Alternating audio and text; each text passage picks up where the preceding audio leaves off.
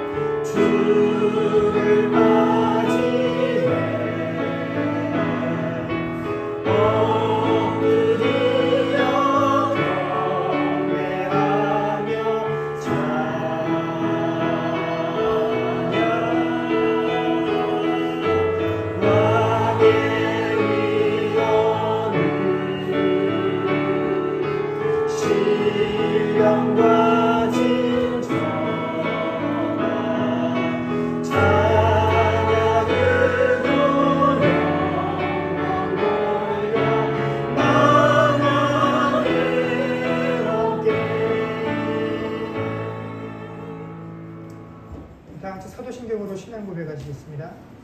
전능하사 천지를 만드신 하나님 아버지를 내가 믿사오며 그 외아들 우리 주 예수 그리스도를 믿사오니 이는 성령으로 잉태하사 동정녀 마리아에게 나시고 본디오 빌라도에게 고난을 받으사 십자가에 못 박혀 죽으시고 장사한 지 사흘 만에 죽은 자 가운데서 다시 살아나시며 하늘에 오르사 전능하신 하나님 우편에 앉아 계시다가 저리로서 살아난 자와 죽은 자를 심판하러 오시리라. 성령을 믿사오며 거룩한 교회와 성도가 서로 교통하는 것과 죄를 사하여 주시는 것과 몸이 다시 사는 것과 영원히 사는 것을 믿사옵나이다. 아멘. 다 같이 자리 앉으시고 찬송가 391장 찬양하겠습니다.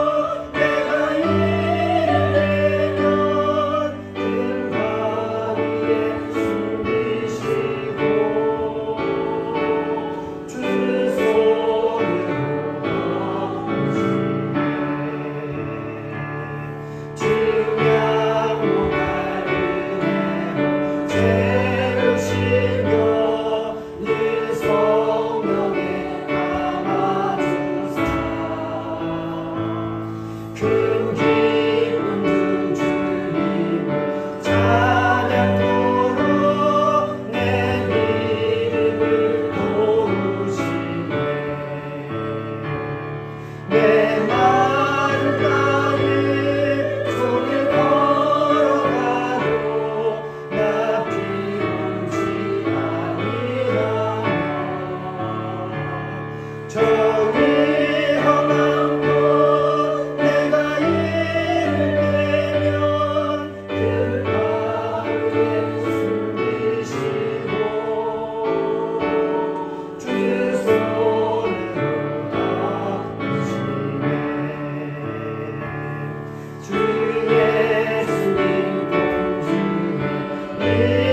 하실 때 나 일어나 맞이하리.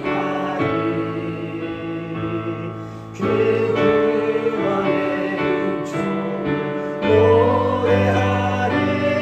저 천국과 천사 함께 내 마른 땅을 종일 걸어가도 나 피곤치 아니하며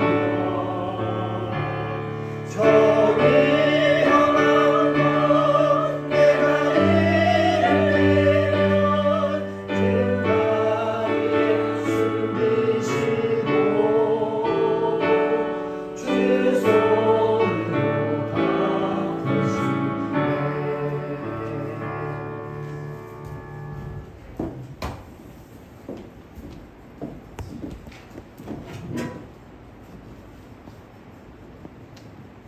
고맙고 좋으신 사랑의 아버지 하나님, 오늘도 저희들 주님 전으로 불러 모아주셔서 마음과 정성을 다하여 주님께 예배 드릴 수 있게 해주심에 감사와 영광을 주님께 올려드립니다.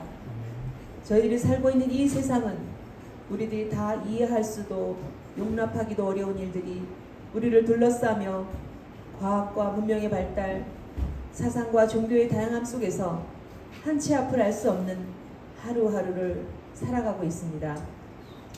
우리의 염려와 걱정, 노력과 열심 속에서도 미처 다 알 수도 없는 시간들 속에서 저희들은 매일을 살아가고 있습니다. 저희들을 이 속에서 주님께서 불러주시지 않으셨다면 우리들은 불안과 염려로 각자의 삶 가운데 허락하신 이 시간들을 허송세월할 수밖에 없는 그러한 인생들임을 주님 앞에 고백드립니다. 선한 것이 하나도 없고 죄악 가운데 있는 저희들을 고아와 같이 버려두지 아니하시고 불러주시고 품어주시어서 깨끗게 해주심에 진정으로 감사를 드립니다. 우리의 어떤 노력과 애씀으로도 가능하지 않았던 이러한 죄의 문제를 해결해 주시고 이제 더 이상 세상의 종노릇하지 아니하고 하나님의 자녀로 이 땅에서 아버지께서 주신 말씀을 붙잡고 인생의 방향과 키로 잡고 아버지의 마음을 바라보며 아버지의 눈이 바라보시는 곳을 같이 바라보며 아버지와의 사랑의 교제 속에서 주시는 평강과 은혜를 누리며 살아가기를 간절히 소원합니다. 더불어 저희들에게 허락하신 많은 은혜들을 나누는 사랑의 교제 속에서 또한 살아가기를 소원합니다. 아버지 도와주시옵소서. 오늘도 이 예배를 인도하시며 아버지의 말씀을 증거하실 정과포 목사님을 위해서 기도드리기를 원합니다. 목사님과 온 가족의 영육의 건강을 허락해 주시고 허락하신 사역들을 감사와 기쁨으로 감당하실 수 있는 그러한 영적 능력의 공급하심을 따라 오늘도 증거되는 말씀들이 살아서 역사하여서 듣는 모두가 영적인 회복과 치유, 회복의 은혜가 임하기를 이 시간 간절히 소원합니다. 구하고 찾고 부르짖으라는 말씀을 따라 저희 교회 성도들의 문제들을 믿음으로 기도드리기를 원합니다. 장로님과 권사님의 건강 회복과 치료의 과정이 주님의 세세한 계획 속에서 한 채 오차 없이 완벽하게 이루어져서 예전보다 더욱 건강한 모습으로 주님께 충성할 수 있도록 하나님께서 허락해 주실 것을 믿고 기도드립니다. 또한 여러 가지 육체의 연약함으로 고생하는 성도들의 건강 회복과 각 가정의 재정을 주님께 의탁드립니다. 운영하는 사업장과 직장, 또 취업의 문제 이런 부분들을 축복해 주시어서 각 가정의 안정된 재정을 허락해 주시옵소서. 주님의 교회 성도들 가정의 영적인 회복이 말씀과 기도를 통해서 이루어지며 주님과의 사랑의 교제를 통하여 각 가정에 평강이 임하기를 기도드립니다. 또한 저희들에게 허락하신 귀한 자녀들을 위해서 이 시간 기도드립니다. 악한 이 세대 가운데에서 주님의 말씀으로 양육받고 인격적으로 각자 주님을 만나고 그분의 사랑의 가르침 속에서 바른 삶의 가치관과 영적 가치관을 가진 믿음의 이 시대의 젊은이들로 건강하게 자라나가기를 간절히 소원합니다. 오늘도 이 더운 날 열악한 환경일지라도 감사와 기쁨으로 자원함으로 이 예배에 순종하는 저희들 한 사람 한 사람의 믿음을 축복해 주시기를 원합니다. 아버지의 만남이 교제가 가장 귀하고 소중함을 아는 아버지의 사랑하시는 자녀로 이 땅에서 살아가기를 소원하며 이 모든 말씀을 우리를 위해 십자가에서 돌아가신 예수 그리스도 이름으로 감사하며 기도드렸습니다.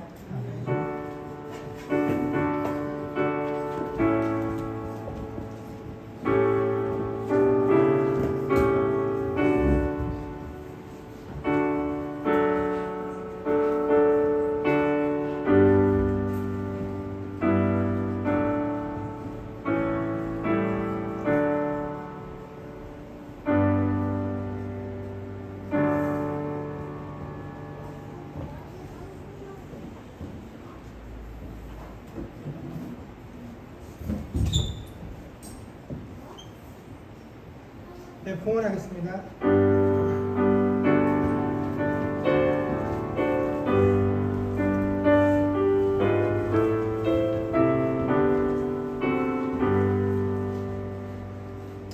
기도하겠습니다. 좋으신 하나님 은혜를 감사합니다. 지난 한 주간 동안에도 하나님께서 각 가정 가운데 허락하신 귀한 일터와 사업장에서 일하게 하시며 내가 거둔 모든 것들이 아버지의 은혜인 것을 고백하며 귀한 예물 드리게 하시니 감사합니다. 각종 감사의 제목으로 주정헌금으로 또 10의1조로 드려진 선물 가운데 우리의 중심들이 온전히 드려지게 하여 주시옵소서. 하나님, 세상은 점점 발전하고 있으나 우리의 삶은 그렇게 세상이 발전하는 것만큼 윤택해지고 더 수월해지는 것은 아닌 것 같습니다. 주의 사랑하는 백성들이 참으로 이 땅에서 아름답게 살기 위해서 많은 것들을 계획하고 준비하고 또 열심으로 노력한다 할지라도 우리가 애쓰고 수고한 것만큼의 정당함들이 우리의 삶에 돌아오지 않을 때가 있음을 고백합니다. 부정하고 또 잘못된 방법들이 때로는 정직하지 못한 방법들이 더 세상에서 인정을 받는 그런 것들을 바라보며 과연 우리가 어떻게 살아야 될지에 대해서 깊이 고민하고 근심하게 되는 그런 시대를 우리가 살아가고 있습니다.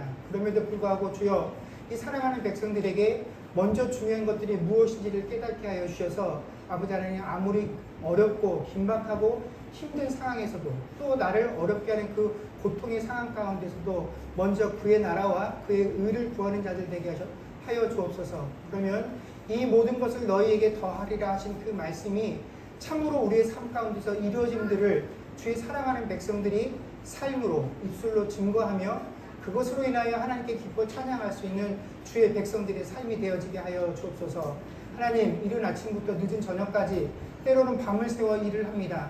하나님, 그 일들을 감당할 수 있도록 늘 유신의 강건함들을 허락하여 주옵시고 또 우리가 일하는 모든 환경 가운데서 여러 가지 상황들과 여러 가지 사람들을 만납니다. 아버지 하나님, 그 모든 사람들이 다 내 마음 같지 않지요. 모든 사람들이 다 나와 같은 기준들을 가지고 살아가는 것 아니죠. 그들에게 아버지 하나님, 나의 것을 강요하는 것이 되지 말게 하시고 하나님이 기뻐하실 것이 무엇인지 우리가 더욱더 깊이 생각할 수 있는 주의 백성들 되게 하여 주셔서 하나님, 우리가 지나간 그 자리에 우리를 보고 있는 많은 사람들이 우리의 삶을 통하여 예수 그리스도께 영광 돌릴 수 있는 그런 삶을 살아갈 수 있는 주의 백성들, 또 모든 삶자리에서 그리스도인의 모습으로 살아갈 수 있는 우리 모두가 되게 하여 주시옵소서.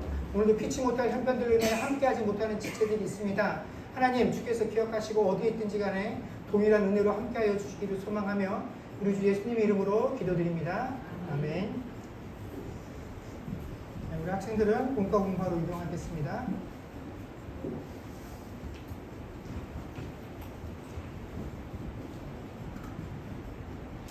더우시면 뒤에 선풍기 아직 하나 더 있으니까 괜찮으세요? 예. 더우신 분이니까 안 더우신 분도 있어요. 놓아요. 선풍기 좀 틀어주세요. 하나님 말씀 보겠습니다. 하나님 말씀은 사무엘상 3장 15절에서 18절까지 말씀입니다. 사무엘상 3장 15절에서 18절까지 말씀을 저와 여러분이 한 절씩 교독하겠습니다.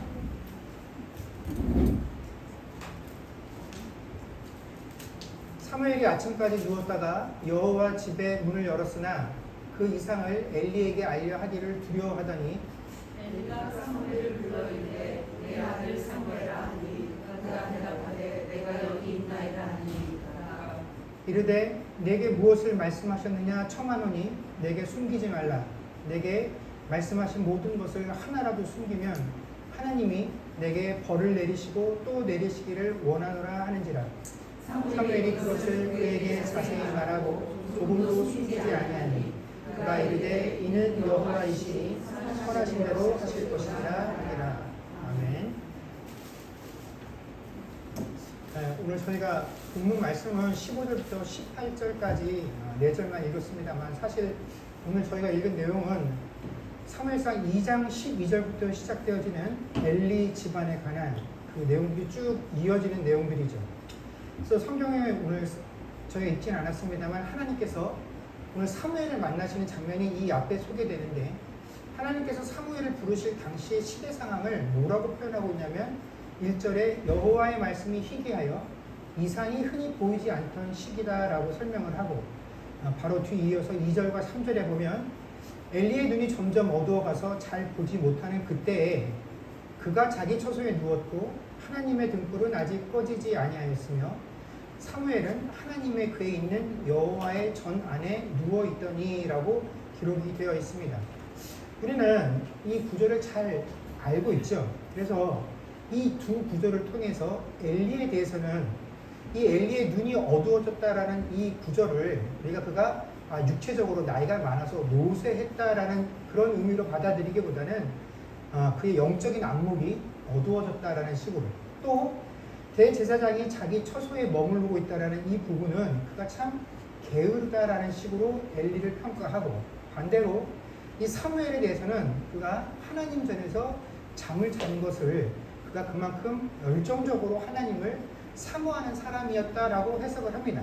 아마도 이 엘리의 집안이 하나님께 심판을 받았다라는 그 사실 때문에 우리는 엘리가 하고 있는 행실 하나하나를 다 부정적으로 바라보게 되는 것 같습니다. 그러나 우리가 지난주에 한나의 서원이 결코 이 한나라는 여인이 특별한 어떤 사명감을 가지고 어떤 특별한 열심을 가지고 자격이 안 되어지는데 내 자녀를 그렇게 키우겠습니다라고 한 소원이 아니라 레위 지파로서 마땅하고 당연하게 내 자녀를 레위 지파답게 하나님께 구별하신 자로 키우겠다라는 지극히 당연한 고백이었던 것처럼, 오늘 사무엘이 하나님의 궤가 있는 전에 누워 있었다라는 이 표현도 사무엘의 어떤 특별한 의미를 부여해서 해석할 부분이 아니라 성막 안에서 일하고 있는 제사장들이 일상적인 상황을 설명하는 내용일 뿐이다라는 것입니다. 자, 우리가 하나님의 궤가 있는 성막은 흔히 그 궤가 있는 지성소와 그 지성소를 둘러싸고 있는 성소로 구분이 되어지게 됩니다. 근데 이 궤가 있는 지성소는 아주 거룩한 곳이기 때문에 누구만 출입할 수 있습니까? 대제사장만. 그것도 1년에 딱 한 번 대속죄일에만 거기 들어가서 이스라엘 전체를 위한 제사를 지내는 때 그날만 출입을 할 수 있습니다. 그러니까 당시의 대제사장이었던 이 엘리를 제외하면 누구도 궤가 있는 그 지성소 안으로 들어갈 수 없습니다. 심지어 엘리조차도 정해진 날 딱 하루 그 한 번만 그 안에 출입할 수 있죠. 그 외에 다른 날에 이 대제사장이 아닌 사람이 하나님의 궤가 있는 지성소 안에 들어오면 누구를 막론하고 죽게 될 것이다라는 것이 하나님께서 율법에 밝혀놓으신 하나님의 법입니다. 그런 장소가 바로 하나님의 궤가 있는 지성소이죠. 그러니 그런 곳에서 사무엘이 잠을 잘 수 있습니까? 없습니까? 잠을 잘 수 없습니다. 그런 일은 불가능한 일입니다. 그러면 사무엘이 잠들었다고 하는 곳은 어디냐?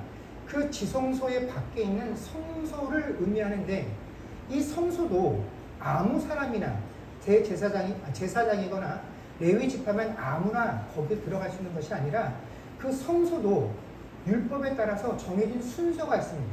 그래서 어느 날은 어느 지파의 어느 레위 지파의 어느 반차가 들어가서 섬기고, 어떤 날은 누가 들어가고, 이게 율법으로 다 정해져 있다라는 것입니다. 그래서 이렇게 정해진 순서에 따라서 자기 차례가 돌아와서 거기에 속한 그 반차의 레위인들과 제사장들만 그 성소에 들어가서 자기에게 부여된 일을 할 수 있죠. 그래서 그들에게 부여된 임무들 중에 하나가 뭐냐면 그 성소 안에 등과 초에 불을 켜서 새벽까지 그 불이 꺼지지 않도록 하는 것. 이것이 그 성소 안에서 레위 지파들이 하는 아주 중요한 일이다라는 것입니다. 그러니까 이것도 사무엘이 나 그날은 그곳에 가서 봉사하고 싶어요. 내가 그날은 정말 하나님 사모하는 마음으로 그곳에서 내가 잠을 청하고 싶어요. 자기가 하고 싶다고 되는 것이 아니라 정해진 법에 따라서만 이 일이 가능하다라는 것이죠. 그러니까 사무엘은 그날 자기가 정해진 순서에 따라서 그날 그 일을 하고 있었다라는 것 뿐이지, 그것이 사무엘이 더 특별한 어떤 사모함을 가지고 그곳에 머물러 있었다라는 그런 의미가 아니다라는 것입니다. 그래서 자신이 정해진 그날에 성소에서 일하는 날을 제외하면 누구라도 아무리 그곳에 머물고 싶은 그런 열심과 마음이 있다 할지라도 그 외의 사람들이 다 어디서 잠을 자야 됩니까? 자기 처소에 가서 잠을 자야 하는 것이 지극히 정상적인 상황이다라는 것입니다. 그러니까 우리가 그 사무엘 3장 2절과 3절에 나오는 것처럼 엘리가 자신의 처소에서 잠을 잤다라는 것은 죄가 되지도 않고 허물이 될 수도 없는 것이고, 사무엘이 성소에서 잠을 잤다라는 것도 그의 열심을, 특별함을 보여주는 증거가 될 수도 없다라는 것입니다. 자, 그래서 하나님께서 사무엘을 부르시는 장면을 보면 하나님께서 사무엘을 3번이나 부르시죠. 그런데 그 3번의 음성을 듣고 사무엘은 이 음성이 하나님일 것이다 라고 전혀 예상하지 못합니다. 그래서 번번이 누구에게 달려갑니까? 엘리에게 달려가죠. 그래서 엘리도 처음에는 내가 부르지 않았다 하다가 3번째 그 부르심에는 뭐라고 조언을 하냐면, 야, 이게 하나님의 음성인 것 같으니 네가 다음에 또 이 음성을 듣게 되면 말씀하옵소서, 주의 종이 듣겠나이다 라고 대답을 해보렴 하고 조언을 합니다. 그리고 이 엘리의 조언을 듣고 4번째 그 음성을 들었을 때 사무엘이 시킨 대로 그대로 대답을 하게 됩니다. 자, 그런데 그럼 우리가 잘 평상시에 이 말씀을 대하면서 잘 보지 못하고 넘어가는 부분이 뭐가 없냐면, 사무엘은 자신의 이름을 부르는 그 음성만 인식을 했지만 사실 주님께서 사무엘을 부를 때에는 당신의 모습을 감춘 채로 음성으로만 사무엘을 부르신 것이 아니다라는 것입니다. 공간을 초월해서 하나님은 하늘에 계시면서 음성으로만 사무엘을 부르신 것이 아니라 하나님께서 사무엘을 부르실 때 하나님은 사무엘이 잠들어 있었던 그 공간에 함께 계셨다라는 것입니다. 그래서 10절에 보면 뭐라고 되어 있냐면, 제가 읽겠습니다. 여호와께서 임하여 서서 전과 같이 사무엘아 사무엘아 부르시는지라. 사무엘이 이르되 말씀하옵소서, 주의 종이 듣겠나이다 하니. 아멘. 뭐라고 되어 있습니까? 전과 같이 4번째 주님이 또 그곳에 서셔서 사무엘아 사무엘하고 부르셨다라는 것입니다. 자, 그 자리에 서서 하나님께서 사무엘을 불렀음에도 불구하고 사무엘은 그 당시의 영적인 수준이 어떤 수준이었냐면, 하나님이 앞에 있으나 그 하나님을 볼 지경이 이르지 못했다라는 것입니다. 음성만으로 그 하나님을 인식할 수 있었다라는 것이죠. 그래서 그 음성을 들을 때마다 엘리에게로 달려간 것이다라는 것입니다. 이것을 성경에서 뭐라고 묘사를 하냐면 7절에 보면 사무엘이 아직 여호와를 알지 못하고 여호와의 말씀도 아직 그에게 나타나지 아니한 때라라고 표현을 한다라는 것입니다. 자, 우리는 사무엘이라는 이 사람이 어머니의 소원을 통해서 태어났으니 어려서부터 남다른 신앙 교육을 받고 어떤 영적인 민감함으로 무장이 되어 있을 것이다 라고 생각을 하지만, 이때까지 사무엘은 하나님을 어떻다고요? 알지 못한 상태였다라고 성경이 우리에게 말씀해 주고 계십니다. 물론 하나님을 알지 못했다라는 이 표현이 사무엘에게 믿음이 없었다, 신앙이 없었다라는 그런 의미로 쓰여진 것은 아닙니다. 그러나 그가 어려서부터 하나님 전에서 일할 자로서 그 레위 지파로서 부름받고 교육받고 실제로 성전에서 봉사하고 하나님을 사모하는 열정이 있었음에도 불구하고 그는 아직 하나님을 분별할 수 있는 그런 영적인 분별력이 없었던 상태였다라는 것입니다. 그러니까 하나님이 사무엘을 향해서 아직 여호와를 알지 못했다라고 하는 이 표현은 어떤 의미가 있냐면, 아직 하나님을 아는 것에 있어서 초보라는 겁니다. 풋내기라는 겁니다. 이제 막 신앙의 발걸음을 들어오는 자들과 다를 것이 없다라고 성경이 우리에게 말씀해주고 있다라는 것입니다. 제가 이 이야기를 하는 의미가 있습니다. 뭐냐면 사무엘이 이렇게 처음 하나님을 대면하여 받은 명령이 뭐였냐면 엘리 집안에 심판이 임할 것이다 라는 것을 전하는 것이었습니다. 근데 이 말씀을 전하는 것이 사무엘에게 너무 부담스럽고 걱정스러워서 그 다음날 아침까지 사무엘이 잠을 자지 못할 정도였습니다. 다음날도 자기가 먼저 찾아가서 하나님이 전날에 나에게 뭐라고 말씀하시는지 먼저 구하지 못하고 엘리가 와서 무슨 일이 있었는지 가감없이 나에게 말하라고 할 때까지 이야기하지 못합니다. 그래서 이야기하라고 추궁을 하니까 비로소 하나님의 심판에 대해서 이야기를 하죠. 그랬더니 엘리가 이 심판의 이야기를 다 듣고 난 후에 뭐라고 고백을 하냐면 18절에 사무엘이 그것을 그에게 자세히 말하고 조금도 숨기지 아니하니 그가 이르되 이는 여호와이시니 선하신 대로 하실 것이니라 하니라. 아멘. 자, 우리는 엘리가 자기 아들들의 죄를 제대로 통제하지 못하고 그로 인해서 하나님께 심판을 받아 멸망했다는 그 사실 때문에 엘리라는 인물 자체에 대해서 굉장히 부정적인 시각들을 가지고 있습니다. 그러나 엘리는 사사시대 때 모든 사람들이 자기 속에는 옳은 대로 행하던 그 시기에 그래도 나름 자기에게 주어진 직분에 충실한 채로 살아갔던 사람입니다.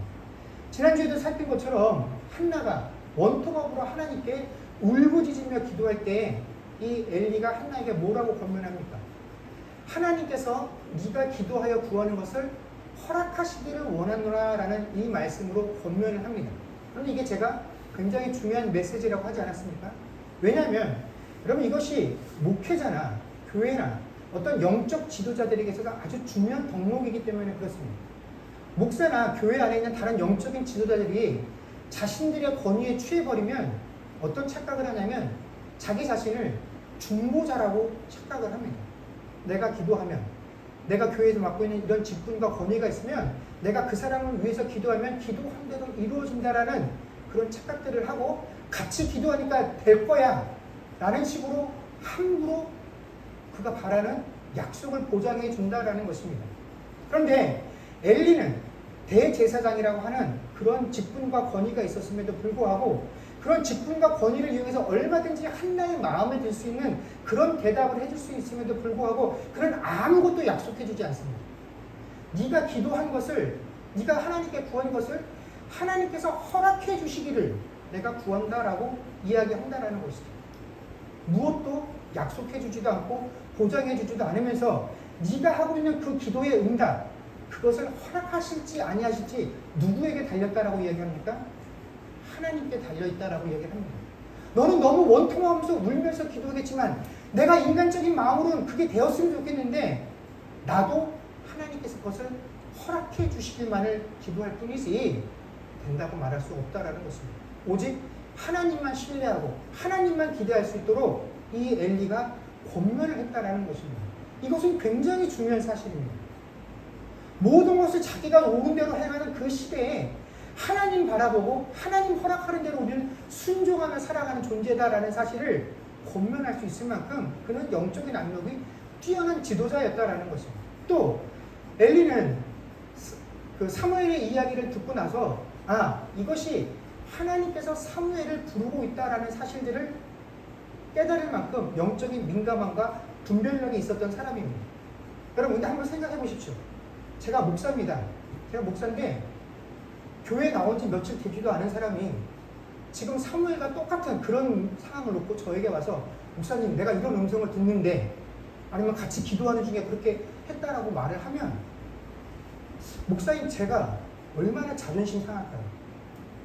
목사가 있는데 이제 교회 나온 지 며칠 되지도 않았는데 아니면 어린 아이들에게 하나님께서 그렇게 부르셨다라고 해서 그런 것들을 가지고 나와서 이게 도대체 어찌 된 일입니까 목사님이라고 한다면 얼마나 자존심 상하겠습니까? 그런데 사무엘은 대제사장인 내가 아니라 이 사무엘을 불렀다라는 그 상황을 무시하지 않습니다. 묵살하지 않습니다. 그리고 사무엘을 시기하지 않습니다. 그래서 정확하고 바른 것을 그에게 가르쳐 줍니다. 야, 하나님이 부르신 거야. 그러니 다음에 또 이 음성을 듣게 되면 주의 종이 듣겠나이다. 말씀하옵소서. 하나님을 대면하는 법을 가르쳐 준다라는 것입니다. 그리고 만에 하나라도 혹시 나에게 있는 그대로를 말하는 혹시 그런 내용을 담고 있어서 꺼리낄까봐 내게 그대로 전해주지 않으면 너에게 하나님께서 저주를 내리시길 원한다라고 할 만큼 그는 사무엘이 들은 말씀을 그대로 전할 수 있도록 모든 것들을 배려해 줍니다. 하나님의 말씀이 있는 그대로를 받을 준비가 되어 있었다라는 것이죠. 이런 여러 가지 상황들을 보면 엘리라는 사람은 우리가 그 집안이 망했어, 하나님께 심판받았어 라고 하는 그 상황 때문에 우리가 엘리라는 사람을 평가절하하지만 이 엘리라는 사람은 사실 썩 괜찮은 사람이에요. 신앙적으로 존경을 받을 만한 여러 가지 덕목들을 갖춘 사람입니다. 그런데 이 많은 것들을 가지고 있었음에도 불구하고 이 엘리에게 한 가지 부족한 것이 있었는데 이게 뭐냐면 바로 이 부분입니다. 자신의 집안에 하나님의 심판이 임할 것이라는 그 내용을 다 듣고 나서도 엘리가 마지막에 뭐라고 고백을 하냐면 이는 여호와이시니 선하신 대로 하실 것이니라 하고 우리 집안에 내리는 심판이 당연하다고 그냥 그 심판을 받아들이겠다라고 인정하겠다라는 것입니다. 자, 여러분 엘리의 이 고백이 여러분들에게는 어떠한 마음가짐으로 와 닿으십니까? 엘리의 이 고백이 역시 대제사장은 다르기도 다르구나. 하나님께서 자기의 집안에 심판을 내리시킨다고 했는데도 대제사장 정도 되니까 이것이 하나님의 뜻이니 하나님은 선하시니 그분의 뜻대로 이루어질 것이다 라고 고백을 하는구나. 대제사장은 하나님 뜻에 어떠한 상황 속에서도 전적으로 순종하고 하나님의 뜻대로 되기를 소망합니다 라고 고백하고 인정할 만한 믿음을 소유한 자구나 하고 받아들여지십니까? 만약 여러분에게 하나님께서 이런 메시지를 전해주셨다라고 한다면 여러분들은 그런 하나님의 심판의 메시지를 듣고 어떻게 반응하시겠습니까? 저 같으면 이거 받아들일 수 없습니다. 하나님, 저 이거 받아들일 수 없습니다. 하나님, 제가 아무리 큰 잘못을 저질렀다고 할지라도 한 번만 더 저에게 기회를 주십시오. 살려주십시오. 한 번만 더 기회를 주시면 내가 정신 똑바로 차리고 이제부터라도 한번 제대로 신앙생활 해보겠습니다. 하나님 뜻대로 순종하겠습니다. 그러니 한 번만 더 기회를 주십시오라고 하나님께 매달릴 텐데 엘리는 자신과 자신의 가족을 향한 이 하나님의 심판을 담담히 받아들였다라는 것입니다. 그런데 저는 이 구절을 읽으면서 이 엘리의 고백이 정말 믿음이 좋아서 이렇게 고백하는구나라고 여겨지지 않고 이 사람이 정말로 하나님께 불순종하는 자구나, 정말 하나님을 모르는구나 하는 생각이 들었다라는 것입니다. 여러분, 우리가 성경을 읽어봐서 다들 경험해 보시고 아시는 내용이지만 이스라엘이 얼마나 하나님께 수많은 범죄들을 했습니까? 하나님께서 이스라엘 백성들이 당신에게 범죄할 때마다 진노하셔서 내가 다시는 이 이스라엘 백성들을 돌아보지 않겠노라고, 내가 이들을 버리겠노라고, 심판하겠노라고, 그들의 이름을 내 생명책에서 빼버리겠다고, 지워버리겠다라고 하신 장면이 한두 번이 아닙니다. 그러나 하나님께서 이렇게 말씀하신 것이 정말로 그들을 심판하시겠다는 그런 마음으로 심판을 목적으로 하신 말씀입니까? 아니죠. 그들이 깨우치고 돌아오기를 위해서 그들에게 경고하시는 것이고 그들에게 기회를 주시기 위해서 그 말씀들을 베푸셨다라는 것입니다. 그래서 하나님께서는 이 이스라엘 백성들이 하나님이 주신 그 메시지를 온전히 깨닫지 못하고 심지어 하나님께 회개하지 않았다라고 할지라도 그죠? 내가 너무 힘들다고 이 상황이 너무 고통스럽다고 부르짖기만 해도 하나님은 내 백성들이 고통받는 그 상황을 보지 못하고 참지 못하셔서 결국에 또 긍휼의 손길을 베푸시는 이가 하나님이셨다라는 것입니다. 그 많은 사례들 중에서 우리가 한 사람, 특별한 한 개인의 인물을 상황을 놓고 보면 바로 대표적인 인물이 히스기야라는 왕의 경우입니다. 열왕기하 20장 1절에서 6절까지입니다. 우리 열왕기하 20장 1절에서 6절까지 말씀을 우리 다 같이 한번 읽도록 하겠습니다. 다 같이 읽겠습니다. 시작. 그때 히스기야가 병들어 죽게 되매 아모스의 아들 선지자 이사야가 그에게 나와서 그에게 이르되 여호와의 말씀이 너는 집을 정리하라. 내가 죽고 살지 못하리라 하셨나이다.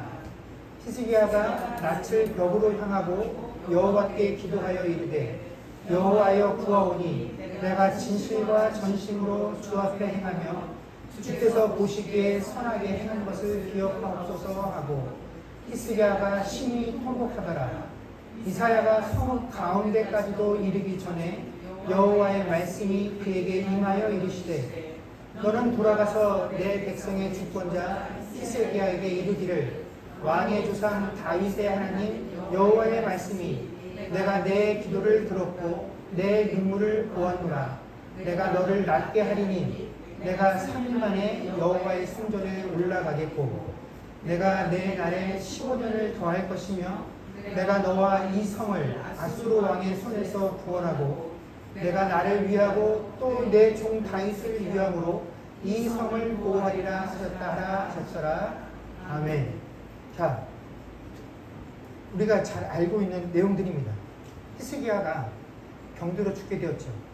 그래서 이사야가 이 병에서 네가 결코 모임을 받지 못하고 분명히 정령 죽을 것이다 라고 하나님의 말씀을 전해줍니다. 이 말씀을 듣고 히스기야가 심히 통곡하며 하나님께 기도했더니 어떻게 해요?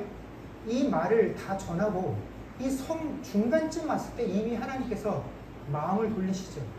계획을 바꾸시죠. 그래서 분명히 죽이고 살리지 않겠다라고 하셨던 그 하나님께서 그 예정을 바꾸십니다.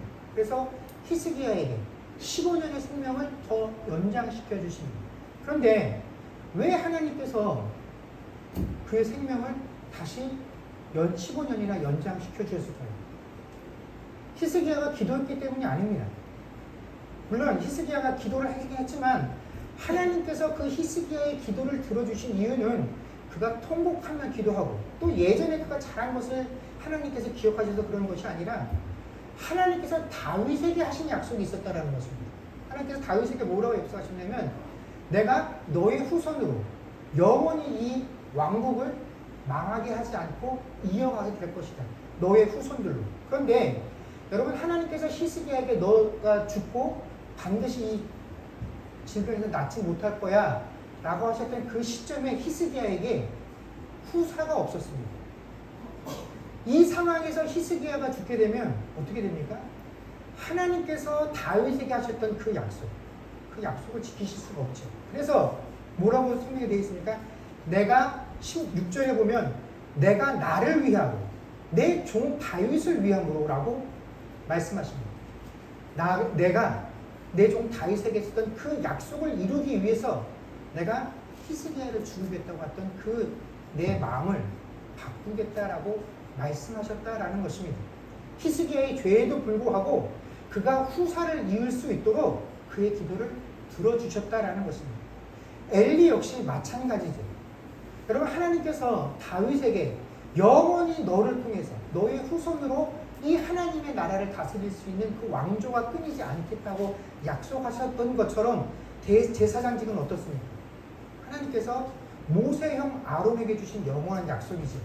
내가 너희 가문의 후손으로 이 대제사장직을 영원히 이행하도록 하겠다.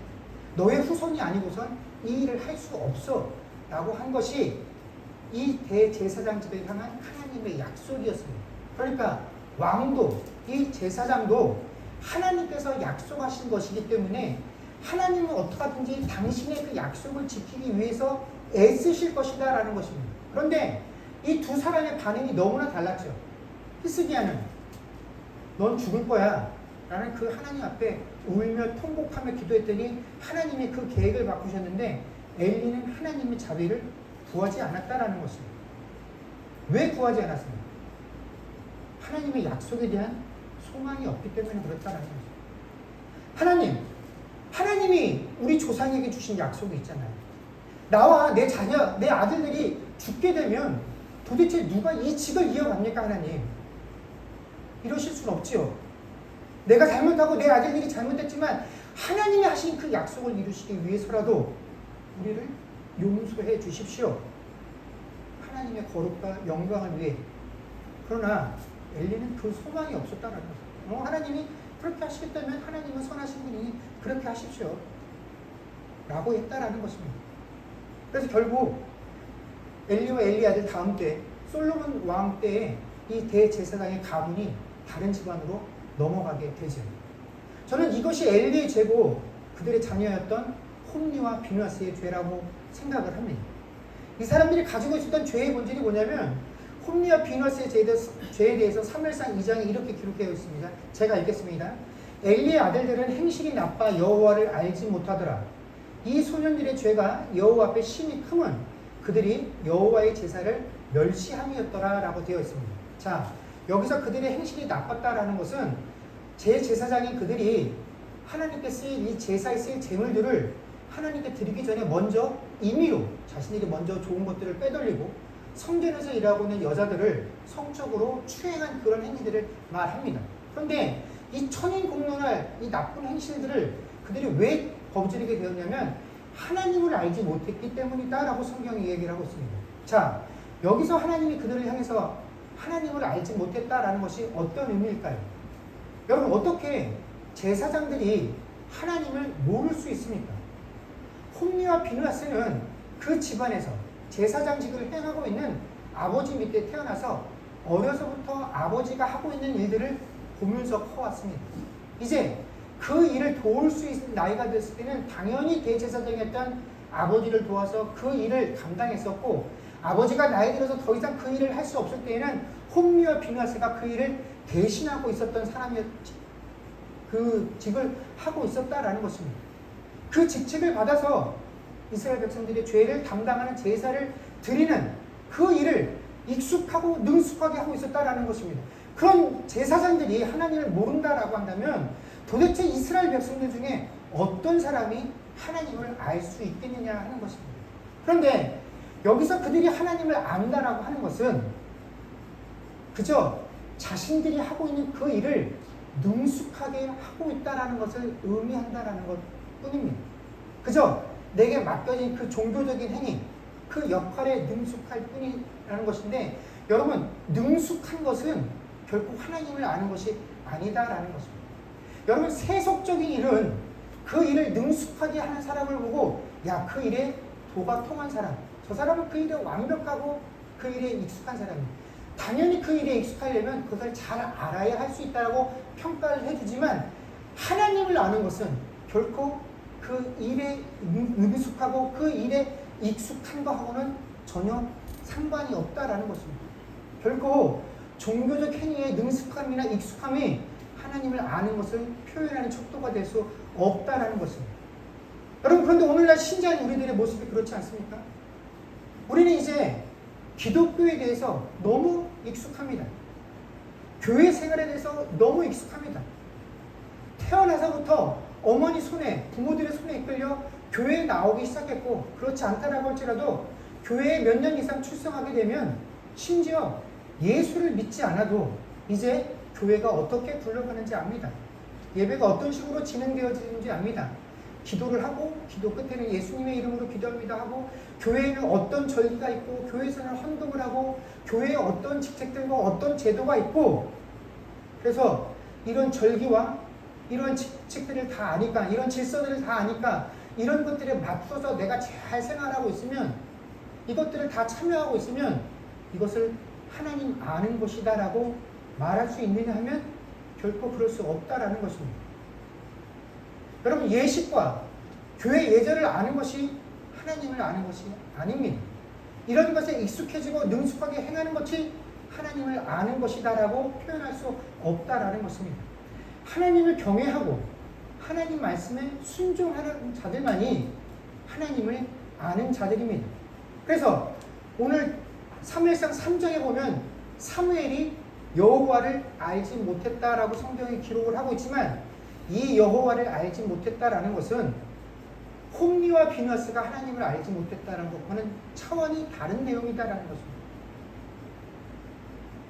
사무엘은 분명히 이 홈리와 비누아스처럼 또 엘리처럼 자신에게 준 그 일들을 감당하는 익숙함들이 아직 부족했습니다. 능숙함들이 떨어졌습니다. 자신을 부르는 하나님의 음성을 듣고도 아직 그 음성이 하나님일 것이다라는 것을 기대하지 못할 정도로 아직 그 신앙의 초보인 단계였습니다. 그러나 그럼에도 불구하고 그는 하나님을 사모하는 마음이 있었다라는 것입니다. 하나님의 말씀을 들을 준비가 있었고, 그 들려진 그 하나님 말씀에 온전하게 순종할 준비가 되어 있었다라는 것입니다. 여러분 한번 보십시오. 사무엘이 등장해서 하나님을 만나서 사무엘이 영적으로 이스라엘을 다스리는 그 일을 하기 전에도 이미 말씀은 이스라엘에 있었습니다. 율법도 있었습니다. 하나님의 말씀과 하나님의 법이 존재했음에도 불구하고 성경은 뭐라고 이야기하냐면 사무엘 이전의 상황을 말씀이 희귀하였다라고 이야기를 합니다. 여러분 말씀이 없어서 그렇습니까? 아닙니다. 율법이 없어서 그랬습니까? 아닙니다. 제사가 없어서 그랬습니까? 아닙니다.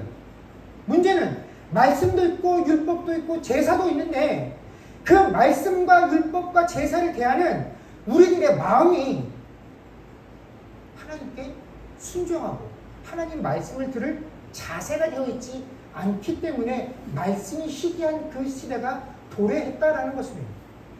여러분 오늘날 한번 보십시오. 이 세상에 얼마나 많은 설교들이 존재합니까? 얼마나 훌륭한 설교자들이 많이 있습니까? 여러분 이제 한국은 이미 주일이 지났고 우리도 오늘 주일을 맞이하지만 이번 한 주간 동안 한번 여러분들에게 잘 알려진 유명한 목사님들의 설교들을 한번 쭉 일주일간 한번 시간이 나시면 들어보십시오. 일주일 동안 그분들의 설교를 다 들어도 다 못 듣습니다. 그만큼 훌륭하고 좋은 설교들이 많아요.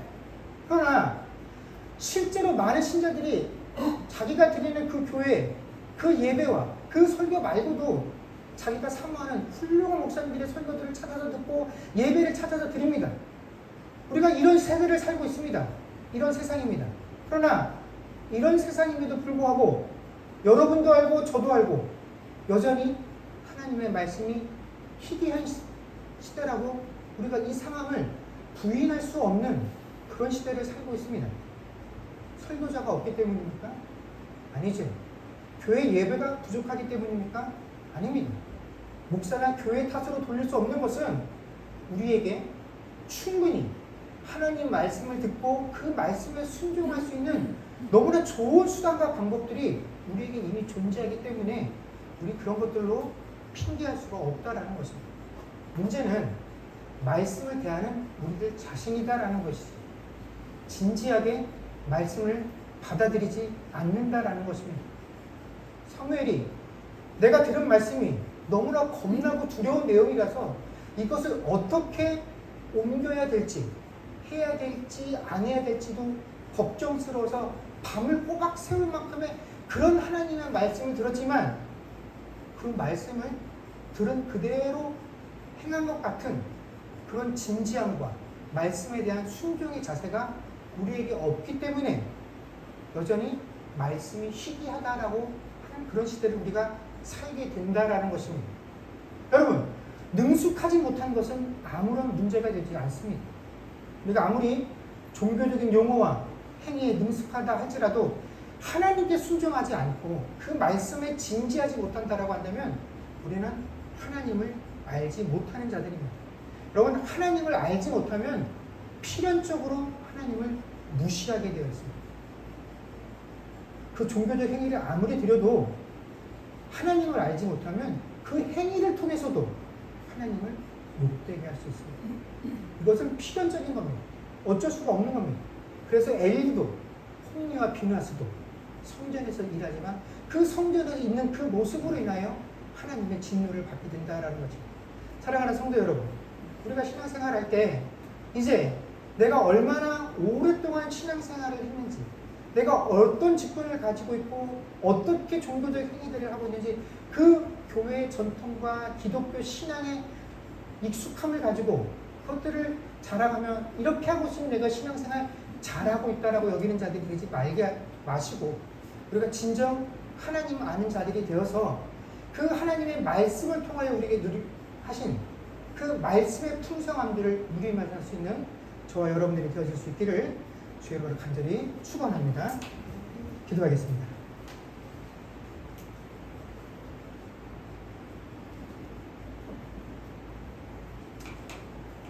그렇습니다. 주님, 사무엘은 하나님을 향한 진지함들과 또 하나님을 향한 열정과 열심들도 있었으나 그를 부르는 하나님의 음성을 분별할 수 없을 정도로 아직 하나님에게 능숙하지 못한 자였습니다. 하나님에게 익숙하지 못한 자였습니다. 그러나 그럼에도 불구하고 그는 하나님께서 들려주신 그 말씀이 참으로 두렵고 떨리나 그 말씀에 순종하고 또 그 말씀대로 행할 수 있는 아버지 안에 그런 믿음과 신앙이 있었습니다. 반면에 엘리도 홈리도 비누아스도 하나님을 알지 못하는 자들이었습니다. 그들이 종교적으로 뭔가 부족하고 익숙하지 못하고 경험이 부족했기 때문이 아닙니다. 그럼에도 불구하고 그들이 행하고 있는 그 모든 종교적인 능숙함들과 그 익숙함들을 통하여 오히려 하나님께 범죄할 수밖에 없었던 것, 그것이 하나님을 알지 못했기 때문이다라고 이야기를 합니다. 심지어 다른 여러 가지 장점과 신앙의 유익함을 가지고 있었던 이 엘리조차도 하나님이 자신과 자신의 가정에게 이 심판을 말씀하시는 그 의도, 그걸 제대로 이해하지 못했습니다. 그것이 바로 하나님을 알지 못하는 모습이다라는 것이죠. 하나님, 우리가 이렇게 하나님 앞에 예배드린다라고 나와서 말씀을 듣고 기도를 하고 신앙생활을 하고 있음에도 불구하고 하나님을 제대로 알지 못해서 혹 우리가 하나님 앞에 죄 짓고 있지는 않습니까? 그런 자들이 되지 않게 하여 주시옵소서. 우리들의 신앙과 이 익숙함들에 취해서 내가 잘하고 있다라고 착각하지 말게 하시고 하나님께서 우리에게 들려진 그 말씀 가운데 온전히 순종하는 자들 되게 하셔서 하나님을 알고 그 말씀의 풍요로움을 누리며 살아가는 우리 모두가 되게 하여 주옵소서. 감사드리며 우리 주 예수님의 이름으로 기도드립니다. 아멘. 나의 안에 거하라 하나님께 찬양하겠습니다.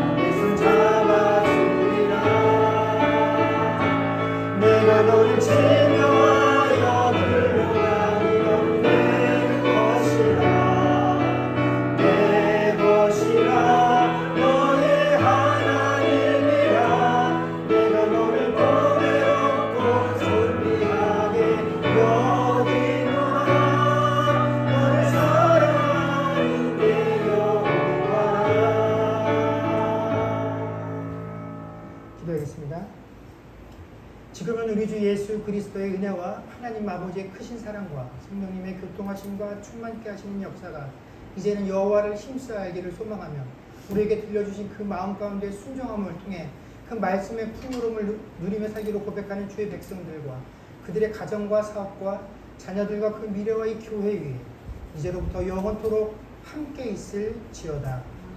아멘.